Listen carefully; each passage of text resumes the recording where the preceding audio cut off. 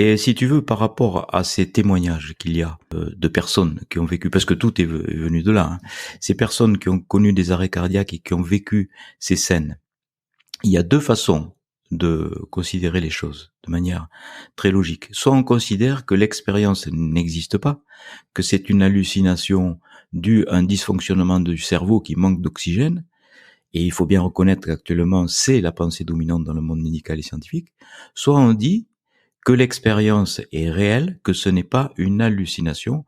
C'est l'option dissidente que j'ai choisie. Et pourquoi j'ai choisi cette option? Parce que j'ai interrogé des centaines de personnes qui avaient vécu ces expériences. D'abord, elles sont sûres de ne pas avoir rêvé, de ne pas avoir halluciné. Elles se fâchent presque lorsqu'on leur soumet cette hypothèse hallucinatoire. Mais en plus, bon, ça c'est pas une preuve, en plus elles nous le prouvent de manière rationnelle. C'est-à-dire qu'elles sont en mesure de décrire des scènes qui se trouvent à proximité de leur corps physique et même à distance et à très grande distance de leur corps physique au moment même où leur cerveau ne fonctionne plus. Et là, il n'y a plus à tergiverser. Et la science a toujours évolué comme ça. Elle s'est toujours adaptée à l'observable.